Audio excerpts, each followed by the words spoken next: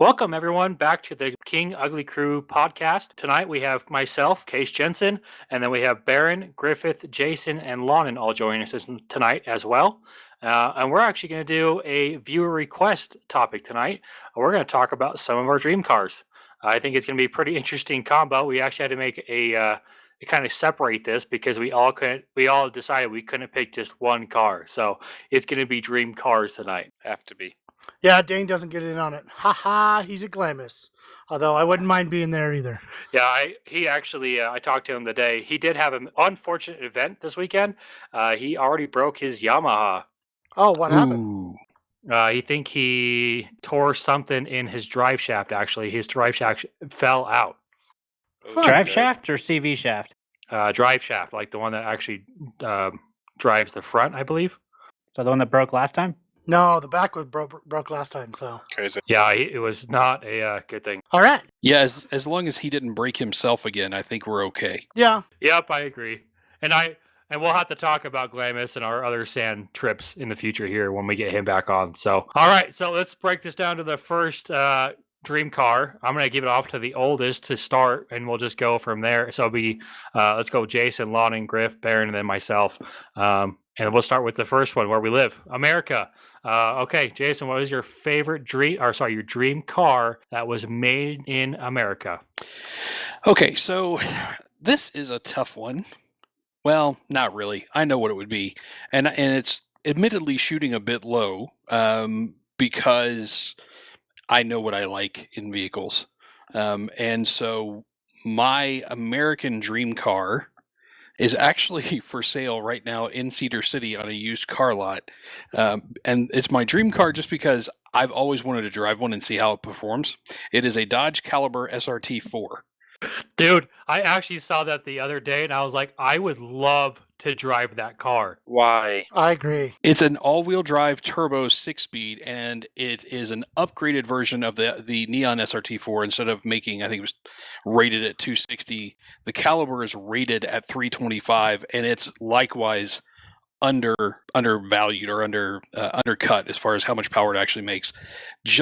I remember when they came out, I saw people on the dyno making 350 stock to the wheels. It's so ugly. Ugly? They are so cool looking. I love the way those look. I disagree. A stock Caliber, I agree, is ugly, but with all of the tchotchkes that they throw on the SRT4, there's just something about it I really like. Yeah, SRT really nailed it, in my opinion, on that car. Yeah, I guess if you can, put lipstick on a pig, it helped it. That pig's got some awfully pretty lipstick.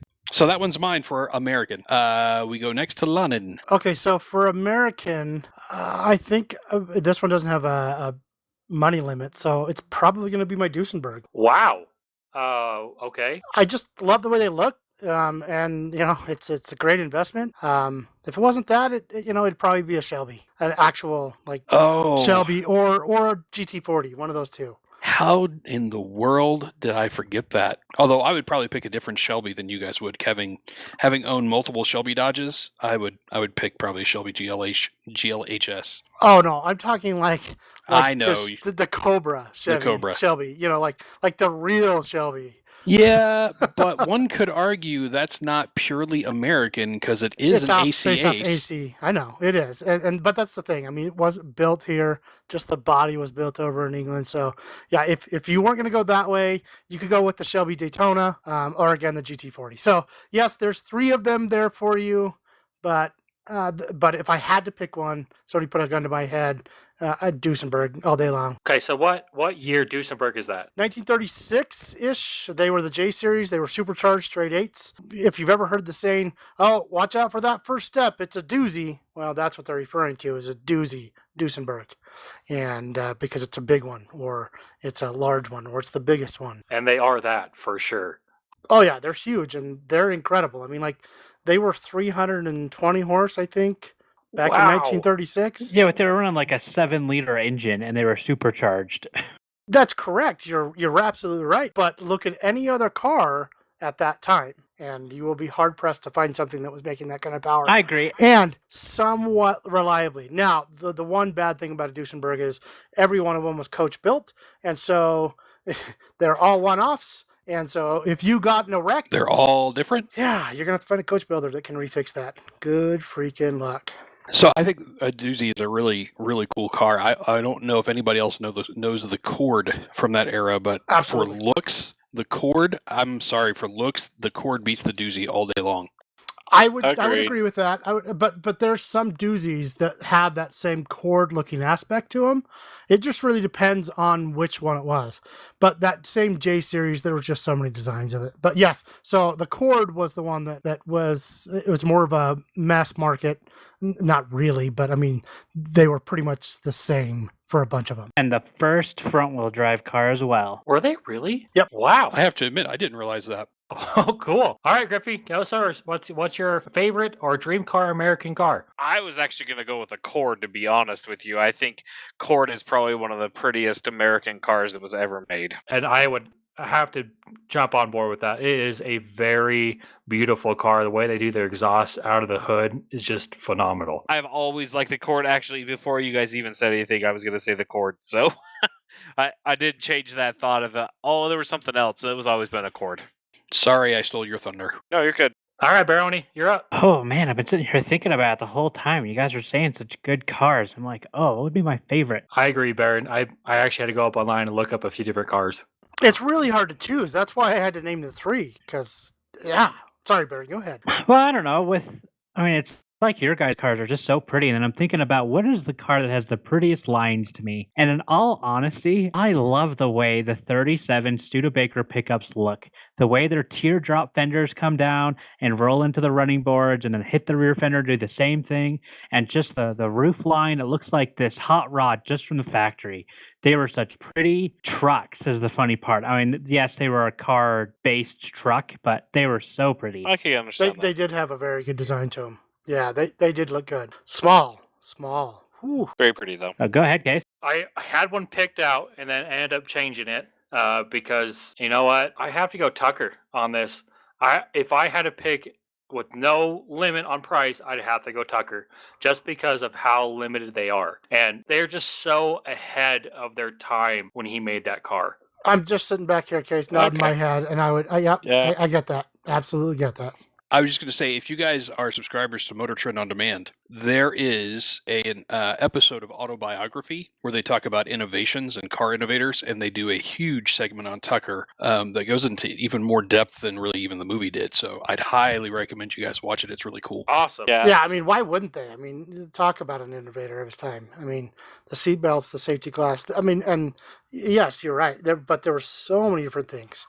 You know, oh yeah, padded dash. Yeah, the engine's supposed to be in the back. It shouldn't be in the front. All of his different things, you know, all made sense. Well, the turning headlights. I mean, only modern cars now have turning headlights. Yeah, I mean, he was far ahead of his time, without a doubt. Yes, and actually, me, Baron, and Case, and I don't know if you were there, we got to go and sit in Tucker at the Peterson Museum, and we actually got to go hear a lot of his history because the curator, we happened to be in the elevator, and Dad said, "Man, I wish there was a Tucker here. I'd love to see it." Not knowing that the curator of the museum was in the elevator, and the curator, as we're trying to leave, like doors open, he goes, "Come to this elevator at 5:30 when we close, and I'll take you down to the vault, and you can see the Tucker." And we got to go down to their vault where they had the Prowler with the V8 in it, the concept car. They had, obviously Tucker's Tucker that we got to sit in. I think I was like 10 years old at the time, and it's one of those memories that just burned into my brain. We were so lucky. Yep, I got to sit in Paul Walker's Eclipse because they had Paul Walker's Eclipse there. I got to sit in an SL Mercedes Gullwing. Oh, that was so cool. Yeah, that was a cool experience. Yep, I wasn't there. Totally would have loved to have done that. Yeah, I wasn't there either. Thank you, King Ugly. Yeah, it was amazing. The Dad just happened to catch this guy that was in there, and maybe Dad knew, but I don't think he did.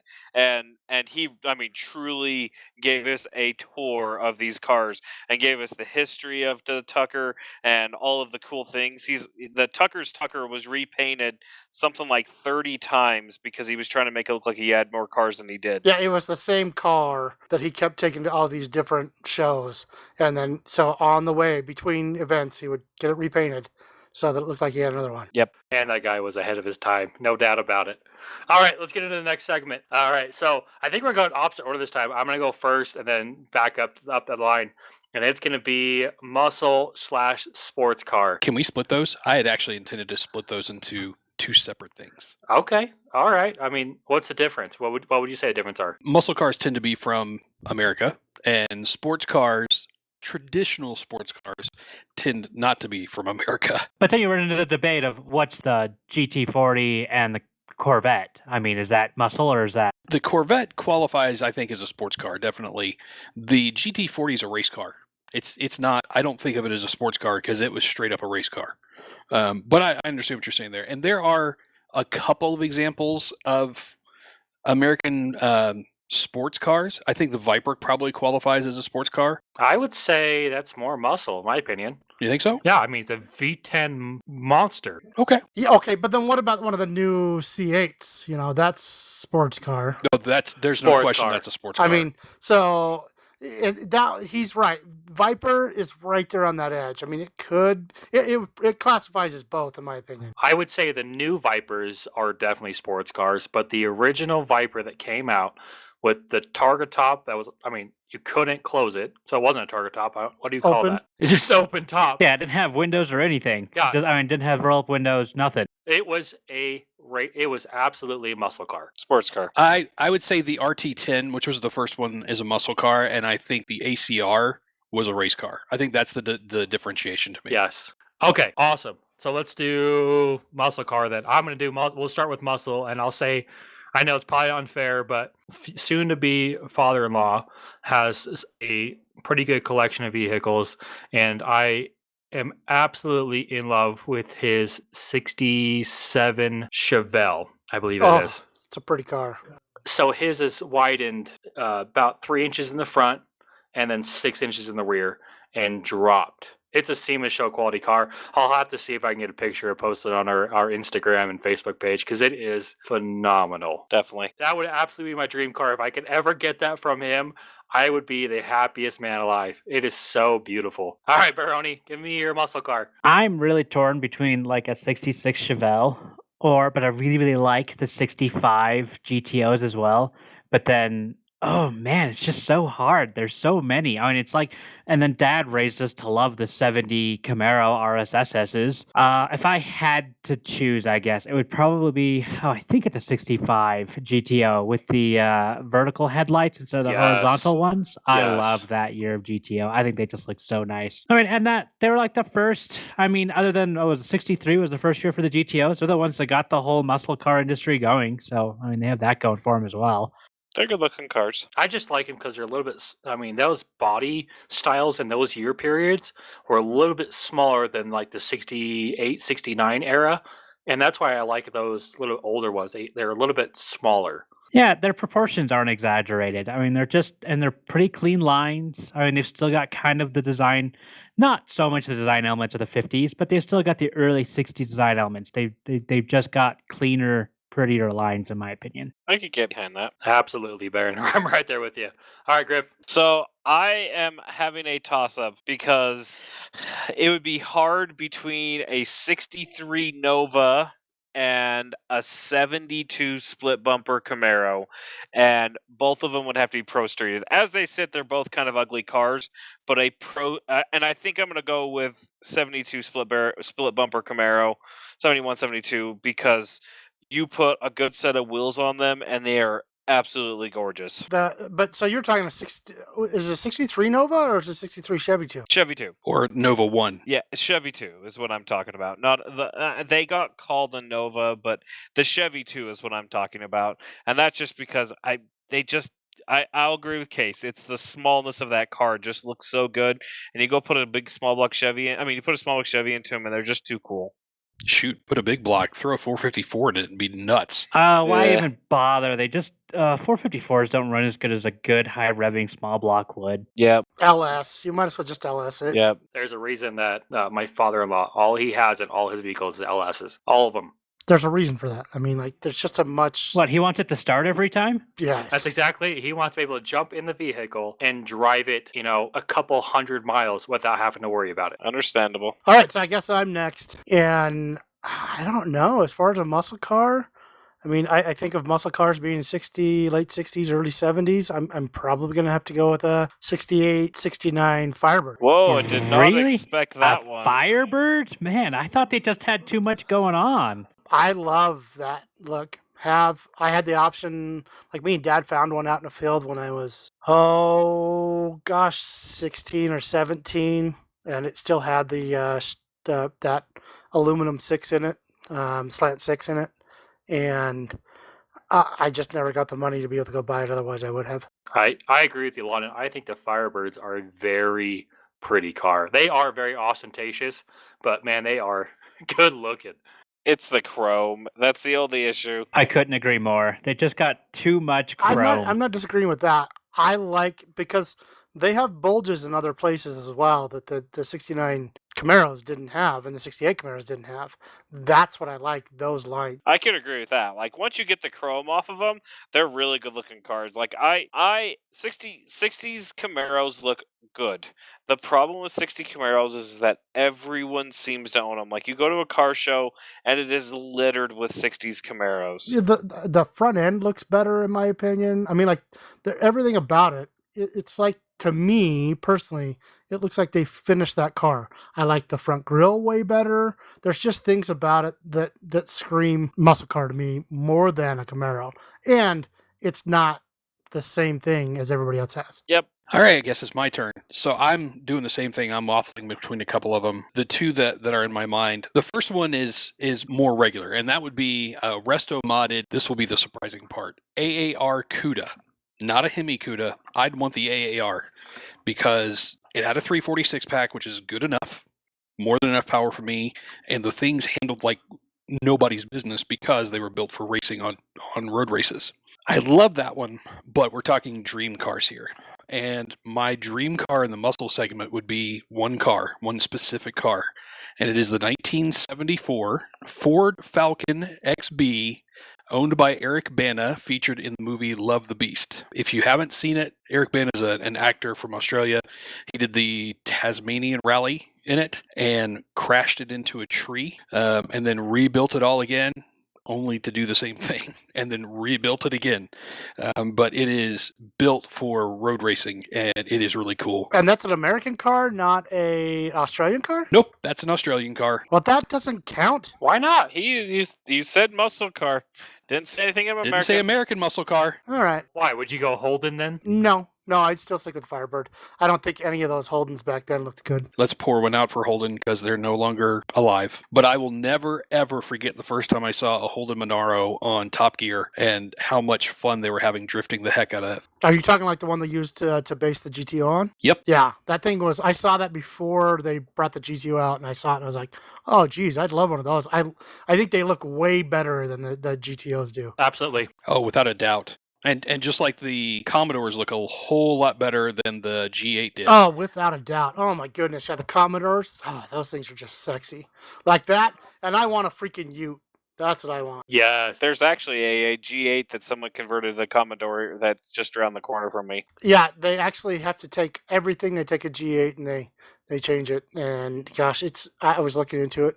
It is a pretty penny. Yep. But in my opinion, worth every one of them. Oh, I agree. They're awesome. All right, sports cars. Let's go random.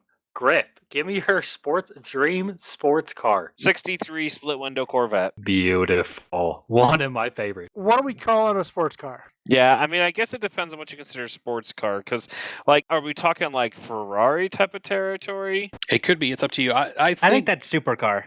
Yeah, I think that's probably more supercar. Okay, then yes, I'm going with my 63 Corvette. I think a split window Corvette is like one of the prettier Corvettes that were ever made. I 100% agree with you. All right, Barrett, your turn. E-Type Jag, Series 1. Definitely wouldn't handle the other series. Maybe Series 2, but when they stopped uncovering the headlights, they got kind of ugly. But definitely an E-Type. That would just be sweet. Prettiest car ever made. Yep. I did not expect that, but yes. Well, what were you expecting? Like a 300 SL Mercedes or something? Because that's like my car of choice most of the time. I would say that would have been an amazing car too, and I didn't even think about that one. I want, what do you call it? The red pig, that Mercedes. Really? Oh, the one that the 6.3. Oh yes, what is that? The 112 series? I have no idea what you're talking about. Yeah, neither do I. I'm gonna Google that real quick. The Red Pig was a S-Class in all sense of the word, and it was what they used to race around. It didn't do a very good job because it was so much heavier than everything else. It was their big body. Okay, Well, yeah, that thing their is pretty cool. 6.3 liter overhead cam. I mean, it was a monster of an engine. Yeah, I think it was fuel injected. Yeah, and they made good power with it, and it actually did okay in the racing events. I watched a thing on this on Hoovie's Garage. Actually, he had a big thing about it. And that's probably where I got to, because I watched it on that one too. I just love the way that body looks with the red paint, all the lights on the front.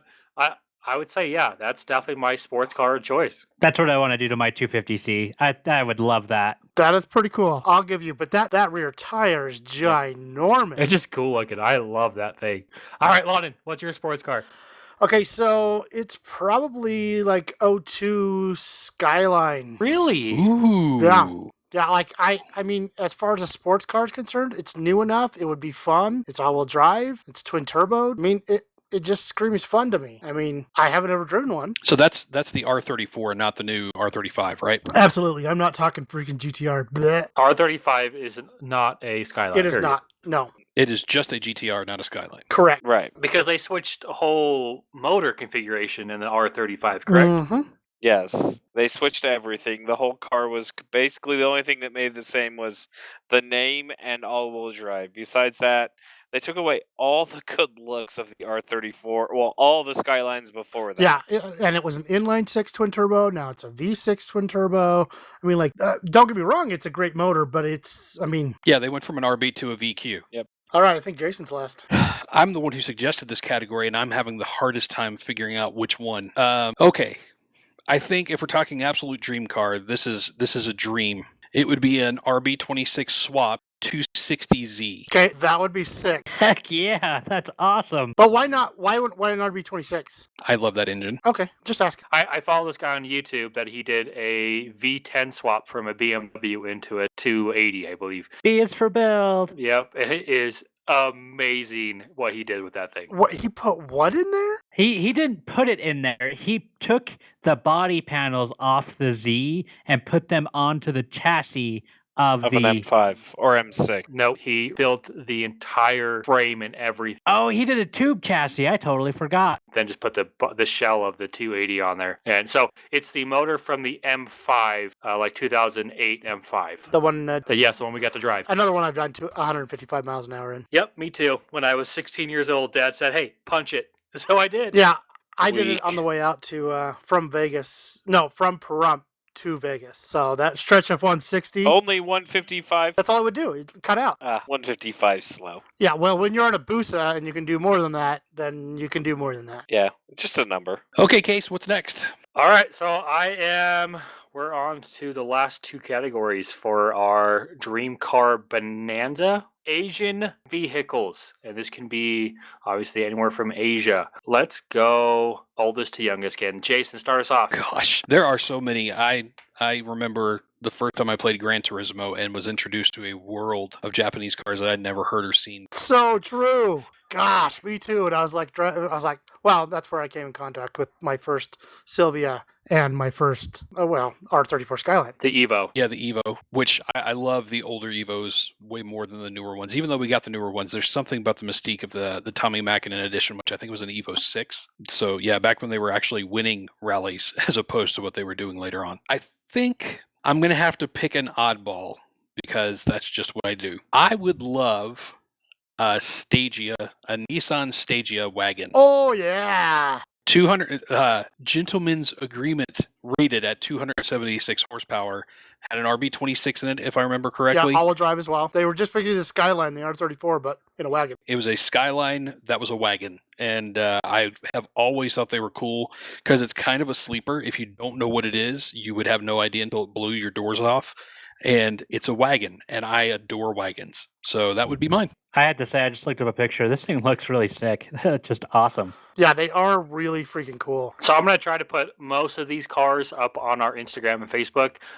It's going to be at King Ugly Crew. Just take a look, give us a like, give us a follow, and you can see all these amazing cars we're talking about tonight. Yep, London. Can I pass and go to Griff while I still think of one? Because I mean, I already said one, which was the Skyline. So now I've got to come up with another Asian car. Oh, that was your own fault. Come on, buddy. Okay, if I had to choose one other than that right now, it would be a Fairlady 280. Well, but it's a Fairlady, not a 280Z. A Z32? Yes. Nice. Either that or Datsun 210, but then you'd have to like do a full swap in it because I wouldn't want a factory one. Yeah, and you'd have to do like a BRE look on it, I think, to make it look cool. Or the old Skyline, like 1970s Skyline. Those are pretty cool too. So like it's yeah. one of those three, all in the 70s. But I can't think of like other than that. And the Stagea wagon is an awesome freaking one to go with. But I just can't think of something else. Griffey. Gosh, that's a hard one. I think me and Griff have very similar tastes in Japanese/Asian vehicles. So, Griffey, I feel your pain. I'm scratching my head. I have no idea. It's honestly, Supras are very pretty, but I would probably say that my dream car would be an NSX. I guess being around them with Maury, not the new NSX, but the old NSX, between Maury and driving Jordan's when it was his grandpa's, the NSX was an amazing car. Like, sat comfortably, drove amazing, not particularly fast, but I mean, it came into corners like nothing I've ever been into. Oh, it was an overgrown go-kart, without a doubt. It would be that or an MR2. Wow. A MK2, MR2 Turbo would be my two hard ones, I would say. And the reason why not MR2 is because, like, I could get an MR2 and make it work. NSXs, they plateaued at 30,000, and they're only just starting to go back up again. Yeah, they're really tough to find. Apparently, even in Japan, first-gen NSXs are really hard to find. Yeah, my best friend from high school his grandpa gave him his NSX that he bought brand new for his graduation present. Wow. Okay, so here's a question. True first-gen with the pop-up headlights or exposed headlights? I actually like the ones with the pop-up headlights. They're good looking without the pop-up headlights, but I'm a sucker for pop-up headlights. I'm right there with you. 100% pop-up, up and down headlights. Barone, go for it. Okay, so I'm definitely not going to leave this one stock. He's going with the Subaru 360. The Suzuki Cappuccino. No, absolutely not. So there was an episode on Gears TV like 10 years ago where the Stacey David took a Mazda Miata and, of course, threw a 302 small block into it from a Ford. Well, Monster Miata. I want to go about that the same way, except for I would much rather do an LS turboed, but still go with like a 6-speed in it and bigger and all that. But I mean, are you going to put the turbo outside of the hood? Because otherwise it wouldn't fit. No, well, I don't know. You could put it in the exhaust system. Yeah, and rub it every time you hit a bump. Well, whatever. I mean, just a really, really hot LS would be a ton of fun in that little light nothing car. The top having no top on it. I think it'd just be a riot. I mean, it'd be like the Cobra of 1960s. Absolutely. You could pro charge it But too. if I had to have a stock car, just to throw that one out there, Griff mentioned the NSX, but I really like a 300ZX twin turbo. I don't want to work on it. I want one that's like perfect, so I don't ever have to touch the car. You're talking the 90s ones, right? Yes, not the square nasty things, the pretty ones. Z31, I think, was the code for those. Z32 is what Baron's talking about. Never made a drop top TT. Baron, you got to drive the Mitchells, didn't you? Yeah, like one time when it had a coolant leak. So, you know all these cars that were really fast that I never actually got to drive because they were all broken? Yeah, that's how every one of my experiences were. That's because you were the scariest driver I've ever been in a car in. You know what? I still can't disagree with you. Unless I'm towing something, I'm pretty distracted. Yeah, that's a bit of an understatement. So much worse when you were younger too. I think your head sat in the passenger seat. Wow. I'm just distracted. Are we just going to beat up on Baron tonight, or Hey, what? whatever. I've probably been in the most accidents other than you, so... Yeah, I guess I have been in quite a few accidents. So, yeah, well, let's get on to dream vehicles here. So I'm going to have to do... I don't know if this is okay with you guys, but I got to do two, just for the fact that one's going to be stock and one's going to be modified, heavily modified. Okay. My stock vehicle will be a 3000 GT V4, I believe. That's with the all-wheel steering. The Mitsubishi. Yep, VR4. VR4, yep. And I I love the way those things sound. I love the way they look, and I know they handle amazingly well. It's too bad they weigh 100 million pounds because they're the most heavy car ever produced. Yeah, they're big old pigs. They are. I think they put lead weights in the door panels just to make sure that they added even more weight to the car. But man, there's no doubt they were one of the best looking sports cars of the late 80s, early 90s. No questioning.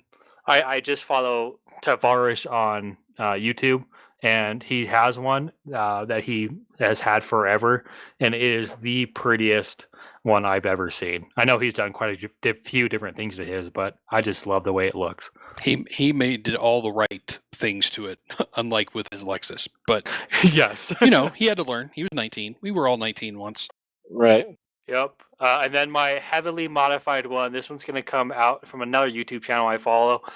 He is a massive drifter, and he's actually in the current build state of this, and he's building exactly what I want. It's a Nissan Safiro with a K20 swap in it. What's a Safiro? Oh, wow. It's a four-door sedan that's rear-wheel drive, and they are just... I'm with Griffey. If I'm gonna go enjoy myself, it's gonna be with some friends that I can sit in the back seat or something like that. And so it's a good looking car. It's Diamante-ish. Yeah. Yep. It is kind of, I was going to say, it's kind of like, if I remember right, it's kind of like the Stanza that we got in the States. Yeah, it's a little bit different. His is exactly the same color I'd want. His channel is Taylor Ray. If you guys want to look it up, it's the orange, burnt orange. And if this thing is just, after he's done with it, I'm going to be so excited. So that's my two Japanese vehicles for sure. And then our last category is definitely going to be European, because obviously we all enjoy European vehicles. I mean, Mercedes, BMWs, somewhere in that range. Yeah. So let's go. You know what, Baron? Well, let's start with you, because you are the Mercedes freak. I'm curious if you'll pick a Mercedes. Wait, are we going to do a European supercar and European car? I think we're going to have to, because as soon as you said supercar, I'm like, oh, crap. How do we not mention any Ferraris or Lamborghinis or anything? So, yeah, we'll split this up into two. We'll go just normal, everyday driver, and then we'll go supercar and just do both on the same thing. I'm so glad you said normal everyday driver. S-Class Mercedes all the way. So it'd probably be an S63 AMG, because they have got to be the most comfortable cars ever created. I mean, to drive, they're a Mercedes, so they're not exactly like sporty, but I mean, to go on a long trip and to be able to get your butt massaged while you're doing it and have it cooled, that would be just fantastical. Did you say fantastical or? I did just say fantastical. All right. How about your supercar? So, supercar. Oh man, that's a good question. Holy crap, I have no idea. All right, we'll come back to you, Baroni. We'll come back. Griffey, give me your everyday driver European. Probably the same. I would probably have an S-Class. I don't know if I do an S63, but I wouldn't mind one. I wish they made a fast diesel. That's probably what would make it. I'd probably go diesel on the S-Class if they made a fast diesel. I absolutely agree with you, but the problem is they still run that stupid OM642, which you and I are both kind of tired of. Yep. Okay, if somebody held a gun to your head, Griffith, and you couldn't pick the S-Class like Baron, do you have another one? Oh, 7 Series. You would definitely pick the 7 Series. I don't know. That would be hard. As a daily driver, something I have to daily drive, I would probably pick an M5. The new the V10s sound amazing, but they're garbage. I would probably go with like one of the new M5s or a C63 or an E63. Not necessarily daily driver, just a European car in general. If we were talking about cars that if I could own one, a bathtub Porsche, not to drive it every day, not to do anything except for have it sit in my garage, and when I want to go and look at a beautiful car, I would go look at that. He doesn't drive it. He just wipes it with a diaper. I would be that type of car. I think that that Porsche is probably one of the prettiest cars that was ever designed. Agreed. Okay, so I guess then there's 3 categories. I didn't hear Case say daily driver. That was my bad. Yeah, there's definitely going to be 3 categories, because I already had my daily driver picked out. So I might as well just jump in there. So my daily driver dream car, European based, would be a Audi A8 with the diesel in it. Okay. Yeah, I can get behind that. Wow, that was surprisingly underwhelming. Sorry. Okay. Well, I was thinking you'd pick your BMW. In all honesty, But dream driver car. So I mean, like he loves his Beamer, but that's not necessarily his dream driver car. No, but I do. It's definitely what led me on to really liking high-end luxury diesels. Because of this car. But my just to own, oh shoot, I'm going to have to come back on that one. But supercar would be the Porsche 911 GT3 RS. Absolutely all day long. Can't complain about that. They are, in my opinion, one of the prettiest vehicles ever made, ever. If I had to pick, it'd be the orange and black one. Ooh, I have a Hot Wheels version of the car sitting on my nightstand. It's my dream car. I like absolute number one dream car. All right, Jason. All right, so everyday driver, I have a European car. It's a 2003 Saab 95 Aero. Whatever. oh, it's barely European. My goodness, that's barely European. And that's not a dream car. I mean, I love my car, but it's not a dream daily driver. This one may surprise you guys. I'm going to go for the newest generation Jaguar XJL. Wow. That was really surprising. Not the R. Not the R. For everyday, don't need the R. Oh, you are so wrong, in my opinion. Yeah, I agree. I mean, the L is nice if you're sitting in the back of it. Are you planning on being driven around? If I'm affording that car, yeah, probably so. Well, but at that point, would you rather not have like a Bentley Continental or like a Rolls Royce or A Maybach? Mulsanne. Yeah, I don't know. Maybe not the L, maybe just the XJ, the plain XJ. But I don't need the R. I mean, I would love to say Project 7, but that's ridiculous. I don't even think. Did they even bring that thing into production? I don't think they did. I don't think so. I honestly don't know what you're talking about. I don't know what you're talking about either. Oh, well, then I'll have to send pictures. For the just to have it ultimate dream car, untouchable, Ferrari F40. Okay, but that's supercar-ish. It is a supercar, but it's to me that is the yes. I don't know. I count that even above a supercar. It's just like untouchable to me. It's hard to find them. Oh, yeah. And if you do find them, they're stupid expensive. So I think for supercar, I would have to go for the Porsche 918. Oh, yes. That's a very pretty car. It is a gorgeous car. Yeah, they had one of those at a car museum in Rhode Island that Owen and I used to go to frequently, and it was just stunning. It was striking. Right across from it, there was an SL 500 or an SL 320. Was that the original one? And an SL 300, the Gullwing SL. yeah, 300. Yeah, SL 300. And the 918 certainly got more pictures, believe it or not. I mean, granted, the Gullwing, gorgeous car, no doubt about it, but the 918 is just nuts. It is definitely a super car. I mean, my gosh. That's the hybrid motor one, right? Yep, that's the one that has, I can't remember even how many horsepower. It's 900 plus horsepower with all of the hybrid. And I think of all of those hypercars, which I'm talking about the McLaren P1 and the Ferrari, and then the 918, and what was the other one? There's a Koenigsegg that was in there as well. I think of all of them, the Porsche actually had the longest electric range. Yep, it did. Ooh. I would agree with you 100%. It's also because I'm a Porsche fan. Or sorry, Porsche fan. People get mad at me for not saying it correctly. But I love the way they look. Yeah, I do too. In my ranking of dream cars, the F40 is just because it's a 2.8 twin turbo, and it was nuts. I mean, it was absolutely insane. What sucks is there's so many cool ones to pick from. We're going to have to do another one at some point where we do rally cars. Right. All right. So I think it's me now. I think everybody else is gone except for Baron hasn't done a couple of his, but I'll go real quick. I think for me, my daily driver would be a newer, probably around the same year as Case's X5. So what, 2007, 2008? A 7 Series diesel that you cannot get here in the States. I didn't know they made a 7 Series with a diesel in it. They don't here, but they do over there. Why would they not bring that here? I know they make a 5 Series with the diesel in it, and it's awesome, but 7 Series, I mean, it's a huge car. You put a diesel in there, you get way better gas mileage, and that makes more sense to me. Because Americans don't see diesel as a premium experience. And when you're buying a 7 Series, you want a premium experience. That's the argument for it. Yep, kind of sucks, but that's what I would do for a daily driver, I think. Great pick. I didn't even know that. I like it. I like the look of them. I like the the mileage, the horsepower you can get out of them. They're just kind of it would be a cool thing. As far as a car that I would like to have, Sitting in my garage would be a Jaguar XK140. Yeah. I totally forgot about that car. I knew you were going to say that. Not the XJ220? No. That would be more supercar territory, and I love that car.